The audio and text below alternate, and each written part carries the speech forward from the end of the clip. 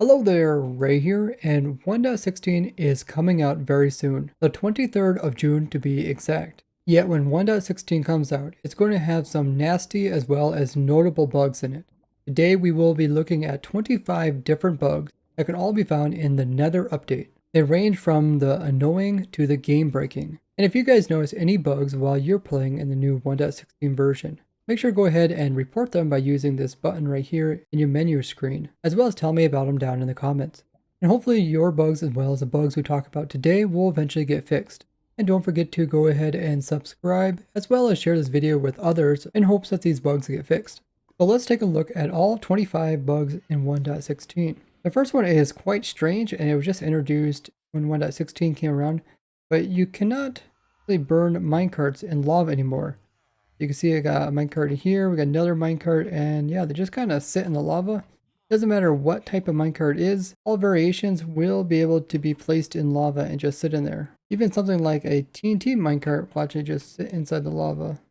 Now this actually broke right around the time where they added striders. There was a lot of talk about making like obsidian boats and possibly having those be able to float across lava. Now boats themselves actually do still burn in lava. Next up is a very strange one, but you can essentially actually stop a minecart while you're in spectator mode. Now spectator mode is a mode that should not affect stuff inside the game, but you can actually stop minecarts while being in spectator. Just go here and walk here in front of where the minecart is. You guys see I'm kind of standing right where the minecart is, and I can just go down a little bit. Actually stop this minecart. You can kind of see I'm slowing it up a little bit. I stand right about there. Yep, stop the minecart. And I am in spectator mode. It's a really strange bug, but it is possible to stop minecarts. Now spectators actually have a lot of properties that they probably shouldn't have, like mobs are able to grow up while being in the presence of a spectating account. I think the way they should solve this is they should just make more game rules where you can kind of decide on what spectators can do. Maybe even make it possible so spectators don't even show chunks. That way they can only spectate people that are actually loading chunks. There could be a lot of game rules which could be applied to spectators, which would make them a lot more useful in testing stuff. Because sometimes you want to see something that is very far away from you without actually going over there. And spectator accounts actually load chunks, even if you change a game rule saying that they should not generate chunks. Next one here is to do with villagers and breeding.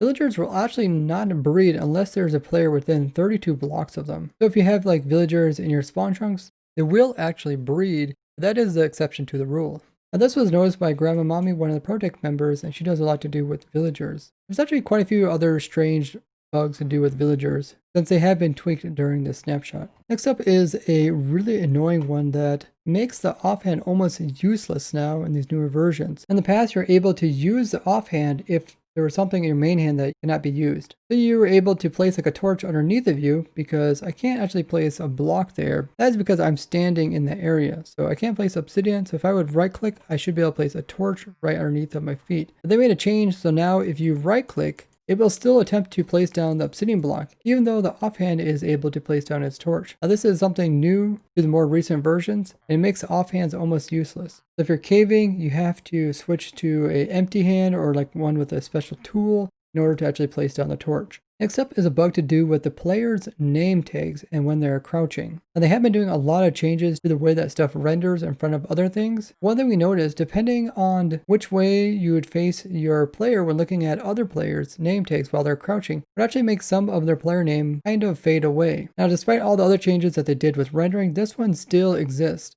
Now this next one here is a very serious bug, which if you cross certain chunk borders, it will completely freeze your game for a decently long time. It's very noticeable. In this clip you can see I'm crossing this chunk border, and every time I cross it, everything freezes for about a second or two. And over the last several months where we've been testing out 1.16, this bug became extremely annoying when building stuff. Every time we'd cross a border, everything would just freeze up. And it has to do with crossing region files in a specific way.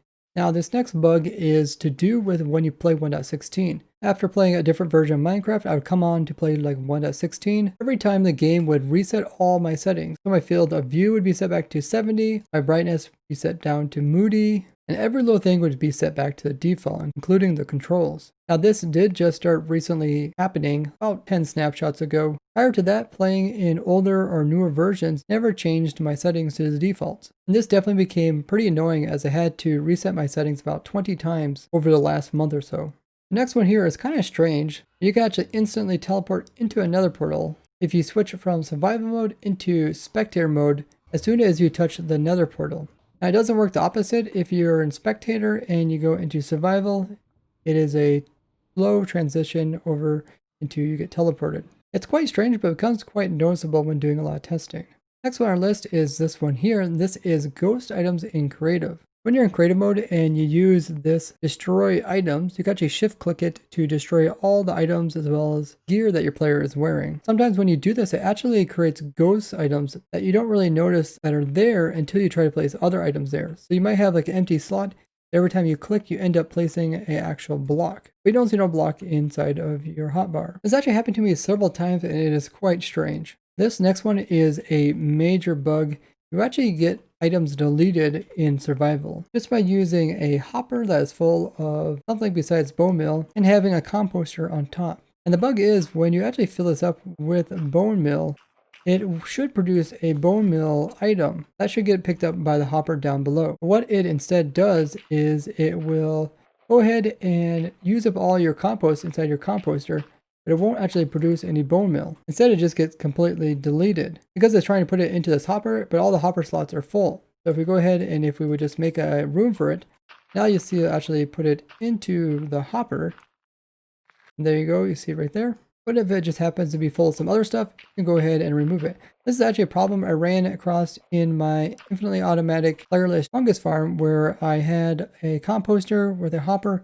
The hopper actually filled up with bone meal and it ended up destroying all the bone meal that it should be producing. And then people were telling me that it wasn't actually producing enough bone meal to keep it going. But what was really happening was this bug here, and it was actually just deleting the bone meal. There's also a problem that I had one of the item elevators not hooked up right, so the items were clogging up, and that's what essentially caused this thing to fill up. Now that we are aware of this bug, we will be fixing that in our infinitely automatic wood farm using the new fungus trees of 1.16. But definitely a very nasty bug. Now this next one is quite strange, but you can crouch while you're inside of an open fence gate, but if you close this fence gate, you can no longer crouch. This has to do with if the player is inside of a block that has a collision, the game will not allow the player to crouch. Now this bug also used to apply to boats. If you're on top of a boat, you weren't able to crouch, but now you can see you are now once again able to crouch. So they sort of fixed the bug, but you still can't crouch inside of a block. So you end up like going super fast. At least it feels that way because you're holding down the crouch key. But as soon as you exit it, no problem. Next bug has to do with cactus as well as different blocks that you can push near a cactus. Now something like an end rod can be placed by cactus and does not break it off. But if the end rod is pushed into the cactus or the position beside the cactus, you see it actually pops off it. Now they have recently did some changes to do with items that you can push beside of cactus that should not update it. This also affects some other type of items like carpet doesn't break it normally, but if you push it towards it, it does. There's also rails. If we put rails here and we push it in, it also breaks it. But rails normally doesn't break it if it's sitting right beside it. A bit strange, but it has to do with the block changing form while it's moving. Next on our list is this one over here, which has to do a very strange occurrence, which is a snow golem sitting inside of a cauldron. Go ahead and summon in, and you can see the snow golem is taking damage. If we pull up F3 plus B, you can see the red line of the snow golem, which is right up there. And that's actually a suffocation point. So the snow golem shouldn't actually be suffocating inside of the block above it, but for some reason it is. And we noticed this while we're designing a new type of charged creeper farm using combat number 2 snapshot. Now the snow golem's not taking damage from the environment. If I just summon in a snow golem here, you see he does just fine. He's actually suffocating from the block above. If I remove it, he will continue to live. It might be that his suffocation point is actually shown lower than what it really is, and that's why he's dying. Next bug on our list is a pretty problematic one. This is updates from Rails actually create 5 times as much lag as they used like in version 1.12. Now a lot of people don't want to use redstone dust because in general it creates a lot of updates, even more than Rails do. That's why we try to put Rails into situations where it's possible. Just because if you have large amounts of redstone dust, it will eventually create a noticeable lag. You do need a lot of it. It's not like you're going to notice this in single player. Mostly servers, really big servers, they have to worry about it. But if you're working with really, really big builds and you're using Rails, if they become 5 times more laggy with a single version change, it's a pretty big deal. It has to do with some new checks that the Rails do. They were actually checking the block below them, making sure that they were actually in a valid location. But even with that check being fixed, they still create extra checks that they shouldn't be doing. Now, rails are still going to be significantly better than Redstone does, which Redstone does actually has an improvement that was made by one of the ProtoTech members, Theosub, but it hasn't been implemented in the game yet by the developers of Minecraft. So hopefully both Redstone as well as Rails get upgraded so they're not so laggy when updated. The next bug is one that you guys probably recognize quite often if you play survival. That is, if you do a lot of instant mining, you will eventually probably run across some ghost blocks, especially if you're on a server. Ghost blocks are areas where your client thinks that you removed a block from it, but the game on the server side still thinks there's a block there.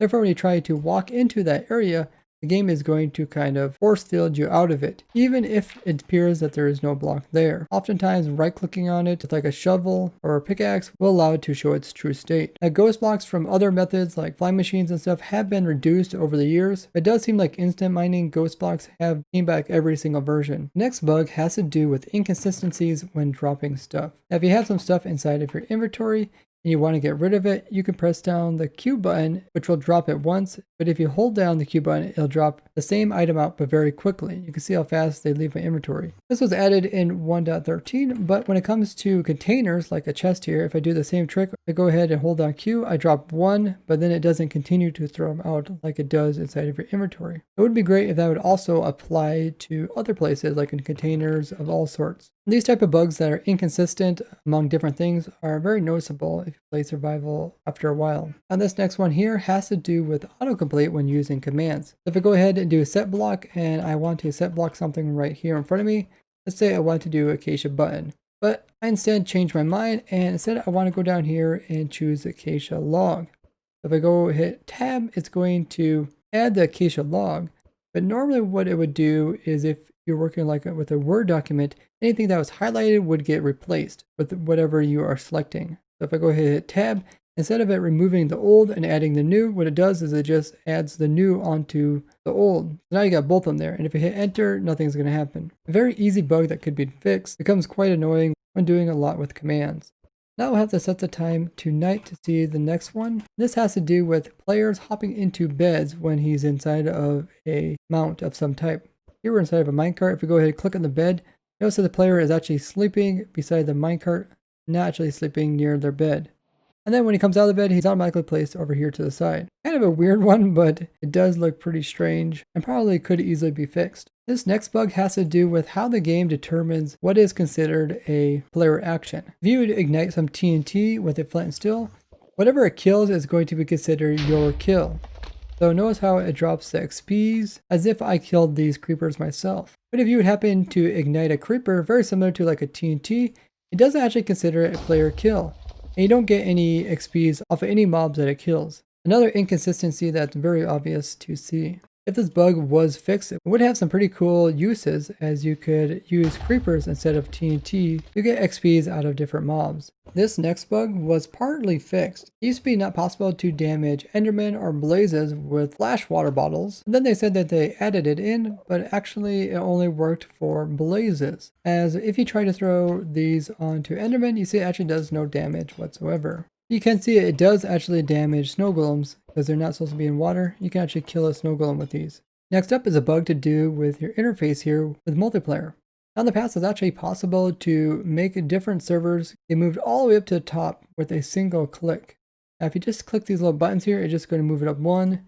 Click it back down, it's going to move it down by one. But it's possible in the past for you to actually hold shift and then click this button and send it all the way to the very, very top. Now this was actually removed accidentally when they're doing some maintenance on the menu here. It was never reintroduced. Every time you add a new server, it takes you forever to push it all the way up one by one to the very, very top where you normally want to use it. It was a very painstaking process of moving servers up. I'm really hoping it gets fixed. These next two bugs have to do with structure blocks and how it saves different stuff inside of it. Let's go ahead and save this. And we will also save entities. So we got a enderman instead of a boat here. We also got a fence beside some water. And we saved both of them. So if we go ahead and place the structure block over here, and we go ahead and load it, we should see it exactly the same way that we saved it. But instead what we have is just a boat with no enderman in it. And over here where we're supposed to have just a water and a fence, we have now a fence that got filled with water all by itself. And both of these are two separate bugs. And make using structure block a lot less useful. You can imagine random stuff getting waterlogged inside of a quite large build and how annoying it could be. This next bug here has to do with maps and blocks that are placed in the very bottom of the world and how they appear on a map. So this is blocks placed at Y level 0. On top of the map, you can kind of see it's very grayish, but you can't see the actual obsidian outline. You can kind of see a shadow of it, but that's pretty much it. If I change part of this out with a different color, you'll see that this actually doesn't show up either. Here's our map. You see it's exactly the same. It's very grayish, even though there's some yellow down in there.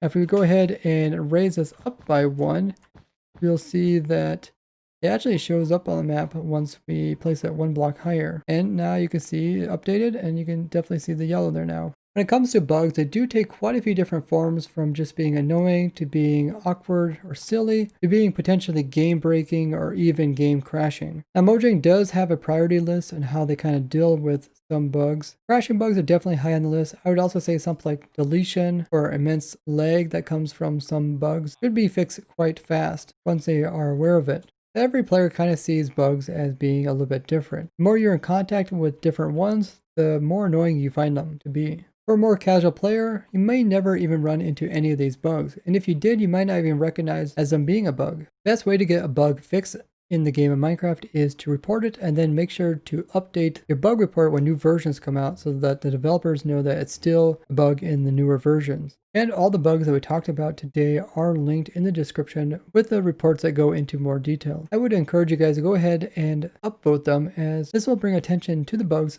and hopefully they'll get fixed. And make sure to report any bugs you come across while playing in the new version, as well as tell me about them down in the comments. I'd love to hear your guys' opinions about these bugs here, as well as any other ones that you are aware of. With everybody's help reporting bugs and writing descriptive steps on how you can replicate them, it should make it a lot easier for the developers to fix them. Now, as I said in the beginning of the video, the full release is coming out June 23rd, this upcoming Tuesday. And this version that came out is not even a pre-release. This is a new thing that they're doing, and these are called release candidates. So it's called Minecraft 1.16 Release Candidate 1. The abbreviation is 1.16-RC1. What this means is if they don't find any other major problems with this current version, this will actually be the full version that will be implemented on Tuesday. Now with this new version here, they also fixed a few different bugs, like a couple of crashes and some inconsistencies when having stuff in the offhand while eating. Now there is still some time for them to fix these bugs. And when 1.17 starts to be worked on as well, they'll probably continue fixing old bugs. Oftentimes when they start on new versions, they kind of get wrapped up in fixing the bugs that were introduced with it rather than fixing the bugs that have been around quite a while. So hopefully some of these more major bugs get fixed eventually. Now with the 1.16 coming out very soon, if you guys would like to learn about all the cool stuff that's coming out with it, I have covered all the changes in my snapshot review videos, as well as showed some new farms that you guys can design for your very own survival worlds. You can find the playlist down below. I'd like to thank you guys for watching, and I'll see you guys in the next one. Bye-bye.